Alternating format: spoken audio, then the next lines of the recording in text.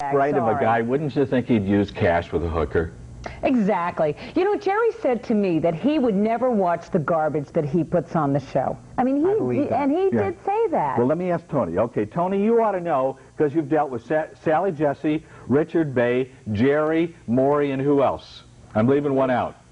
Ricky Lake twice, I also. Ricky Lake twice. Okay. Now, you listen to what we just said. What do you think? I mean, in terms of all these different shows that you've dealt with, is Jerry the sleaziest?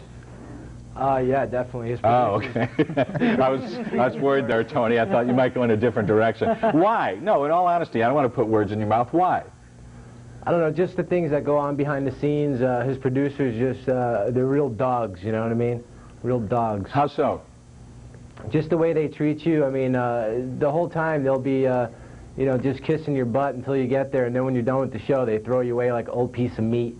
You know what I mean? And it was just, it was pretty unprofessional, the whole deal, actually. Okay, but here's what I would like to know. Okay, people tell their deepest, darkest secrets to Sally, and there's tears, and sometimes there's chair throwings there too. I mean, do they go right after a psychologist, or do they put him out on the street? I mean, what about Geraldo in his day? And what happened after the fights in Geraldo? I mean, why are you singling out Jerry as the meanest or the most vindictive, when in fact, don't most of these shows throw you out on the street once you're done? Yeah, pretty much. Yeah, once you're done, it's like they don't even want to see you. They want you out of there as quickly as possible. Totally. Okay, now, take it a step further. Sally, Richard Bay, Jerry, Ricky Lake, did every single one of those hosts know when you were on their show, you were a fake? Well, like I said, I did Ricky Lake twice. You know, right.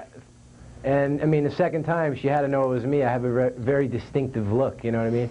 But as far as them knowing, I'm not too sure. I don't think they knew, but I know for sure that the producers knew, and that's their right-hand people. Okay, this is the Jenny Jones thing. Yeah, Help me with this, please. I didn't know. My producers just handed it to me. You've been in front of a camera for a long time. You've worked with a lot of producers. Do you buy that? Not for one single second. And if you are observant enough to be an interviewer, are you not observant enough to notice the same guest twice, especially someone as distinctive looking as he is? I mean, you tell me, if somebody appears on your show twice, don't you know that?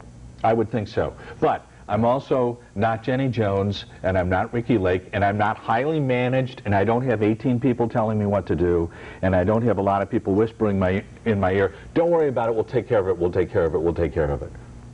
Well, I just want to point out, Wally, that your producer did ask me to throw a punch at No, he's kidding, he's kidding. No, but realistically speaking, how much of this is the stuff that the audience demands? I mean, there's been this whole big ruckus in the last week or two about whether or not Jerry was going to tone down his act. Barry Diller, who's the president of USA Studios, which produces the program, says he is. Jerry gets on Howard Stern and says, like hell I am. Well, I think it would be a big mistake for him to try and take that element out of the show. It's what most people watch it for. Exactly. And in fact, it's what that video has become so hot. You know, here's the tapes that are really hot, the tapes that are too hot for TV. That's what's really making the money. It makes you wonder what on earth could be on those tapes, because it seems